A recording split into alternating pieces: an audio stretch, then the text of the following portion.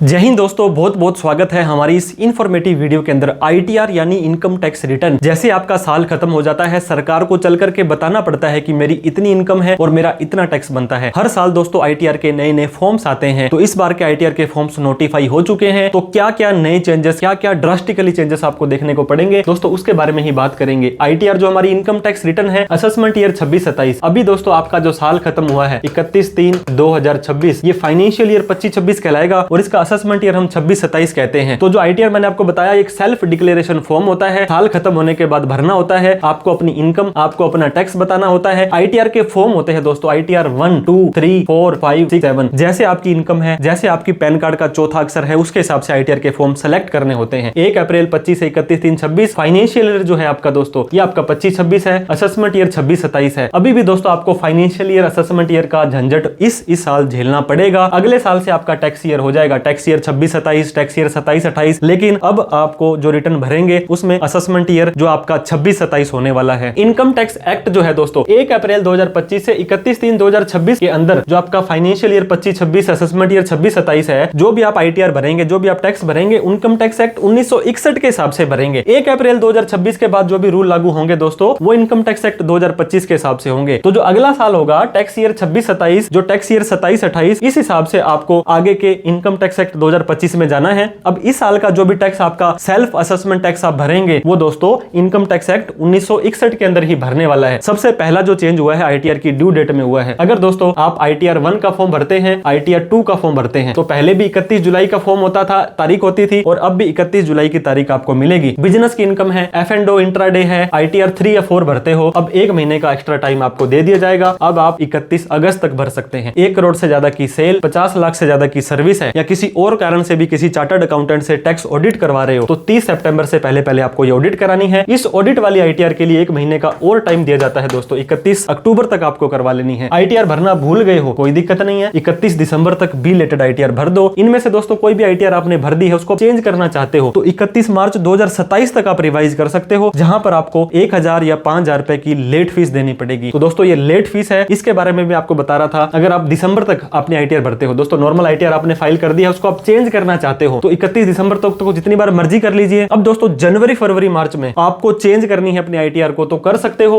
1000 रुपए या 5000 रुपए की लेट फीस सेक्शन 234I के अंदर आप लोगों को देनी पड़ेगी। दोस्तों F&O के अंदर कोई भी व्यक्ति काम करता है, तो आप जब ऐप खोलते हो तो वहां पे लिखा आता है 90% लोग यहाँ पे लॉस खाते हैं। दोस्तों ये कोई लॉटरी नहीं होती है, आपको प्रॉपर टाइम, नॉलेज, रिसर्च है, तभी इसमें काम करना चाहिए। पहले क्या होता था, इंट्राडे की F&O आपको टर्नओवर देनी पड़ती थी, लेकिन अब फ्यूचर एंड ऑप्शन की भी आपको टर्नओवर देनी पड़ेगी, क्योंकि अब टैक्स ऑडिट के लिए एप्लीकेबिलिटी आपके ऊपर आ जाएगी। 10 करोड़ से ज्यादा की टर्नओवर ऑडिट करानी होती है, कई बार 1 करोड़ से ऊपर पर भी लागू हो जाता है। पिछले साल आप सेक्शन 44AD में प्रिजम्पटिव टैक्सेशन में गए थे। इन सभी चीजों का ध्यान रखते हुए अगर आप टैक्स ऑडिट एप्लीकेबल होती थी, नहीं करवाई, तो 1.5 लाख रुपए तक की पेनल्टी आपको लग जाएगी। दोस्तों एड्रेस की बात करते हैं, अब आपको सेकेंडरी एड्रेस देने का ऑप्शन दे दिया है। पहले सिर्फ एक ही एड्रेस होता था, अब आपका परमानेंट एड्रेस और करंट एड्रेस दे दिया है, ताकि आपके कम्युनिकेशन, कल को कोई कम्युनिकेशन नोटिस भेजना हो, टाइम से आपके पास आ जाए। कॉन्टैक्ट डिटेल में दोस्तों इनकम टैक्स के पोर्टल पर तो ऑलरेडी आपको 2 मोबाइल नंबर और 2 मेल आईडी दी जा रही थी, लेकिन अब आईटीआर के अंदर भी आप अपने 2 मोबाइल नंबर और 2 ईमेल आईडी डालेंगे, ताकि कम्युनिकेशन ज्यादा अच्छे से हो पाएगा। अब दोस्तों रिप्रेजेंटेटिव एसएससी होते हैं, जो लीगल हेयर होते हैं, जो माइनर के थ्रू आईटीआर भरते हैं, वहां पे पहले बहुत तरह की डिटेल डाली जाती थी। अब दोस्तों name, email ID, contact detail ही पूछनी है, इसके अलावा और ज्यादा इंफॉर्मेशन दोस्तों आप लोगों को रिप्रेजेंटेटिव एसएससी में नहीं देनी है। इनकम फ्रॉम अदर सोर्स के अंदर 5 तरह के हेड होते हैं, सैलरी या पेंशन का, रेंट का, बिजनेस का और कैपिटल गेन का। इन चारों में जो नहीं आए वो इनकम फ्रॉम अदर सोर्स में आ जाते हैं। अब दोस्तों एक अलग से कॉलम यहाँ पे दे दिया गया है, इंटरेस्ट फ्रॉम एनबीएफसी या एचएफसी, ये स्पेशली मेंशन कर दिया है। पहले ये चीजें यहाँ पे नहीं होती थी। कैपिटल गेन दोस्तों आईटीआर 1 के लिए कैपिटल गेन नहीं होता था पहले, लेकिन लॉन्ग टर्म कैपिटल गेन है, इक्विटी शेयर है या इक्विटी ओरिएंटेड म्यूचुअल फंड है, 1.25 लाख रुपए तक का प्रॉफिट आपने कमाया, तो आईटीआर 1 या 4 में भर सकते हो। हालांकि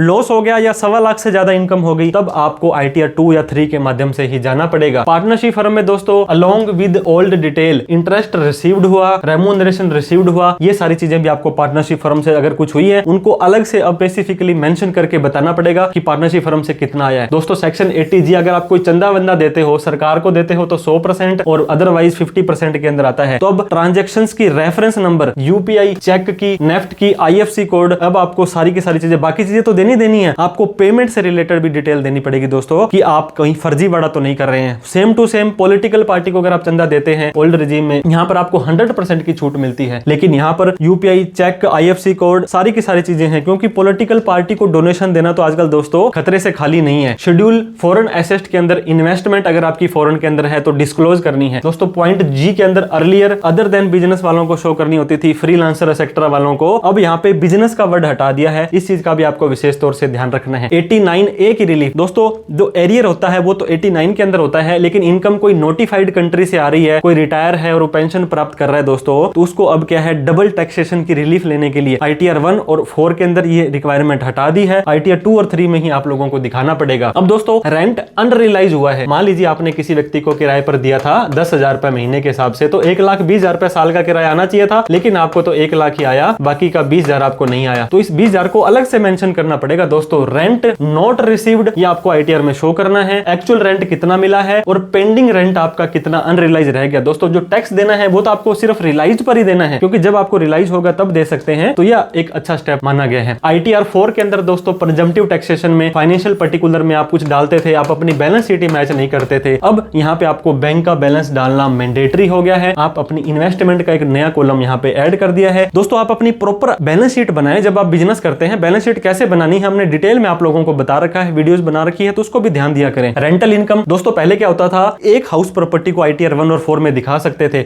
अब आपको 2 हाउस प्रॉपर्टी का ऑप्शन दे दिया है। पहले क्या एक से ज्यादा हाउस प्रॉपर्टी होती थी तो ITR 2 या 3 के अंदर आपको जाना पड़ता था, लेकिन अब ITR 1 और 4 में भी 2 हाउस प्रॉपर्टी दिखा सकते हैं। एक सैलरीड पर्सन है दोस्तों, उनकी एग्जम्पशंस को इंक्रीज कर दिया गया है ओल्ड टैक्स रिजीम में। जो आपको पता होगा चिल्ड्रन एजुकेशन अलाउंस होते थे 100 रुपए पर मंथ के हिसाब से, उसे 3,000 रुपए पर मंथ कर दिया, मतलब 36,000 रुपए एक बच्चे का, तो 72,000 रुपए 2 बच्चे का। हॉस्टल अलाउंसेस जो 300 रुपए थे उसको 9,000 रुपए कर दिया दोस्तों। 12 में 1,08,000 रुपए यहाँ पे कर दिया है पर बच्चे के हिसाब से। HRA के अंदर जो 50% की अलाउंसेस थी वो सिर्फ 4 सिटी में थी, दिल्ली, मुंबई, चेन्नई, कलकत्ता। अब दोस्तों बेंगलोर, अहमदाबाद, हैदराबाद और पुणे जैसी बड़ी सिटी को भी इसके अंदर ऐड कर लिया है। फ्री मील्स जो होती थी दोस्तों, जो 200 रुपए पर मील के हिसाब से आपको मिलती थी, पहले 50 था, अब 200 रुपए कर दी है। 22 दिन भी आपको मील मिलती है 400 रुपए के हिसाब से, तो 8800 रुपए पर मंथ के हिसाब से आपको इतनी एग्जम्पशन मिल सकती है दोस्तों। नॉन कैश गिफ्ट वगैरह मिलते थे, उसकी छूट को भी 5,000 से 15,000 बढ़ा दिया है। इसकी छूट आपको ओल्ड और न्यू दोनों टैक्स रिजीम में मिलने वाली है। HRA के लिए मैंने आपको बताया दोस्तों 4 नई सिटी को ऐड कर दिया है 50% के लिए। पैन कार्ड अब आपको लैंडलॉर्ड का देना पड़ेगा। इसके अलावा रेंट एग्रीमेंट, रिलेशनशिप आपको डालना पड़ेगा। जो फॉर्म 12B भी होता था दोस्तों, अब फॉर्म नंबर 124 आपका हो जाने वाला है। डिसेबिलिटी पेंशन, आर्म फोर्स होते थे, उनकी डिसेबिलिटी अगर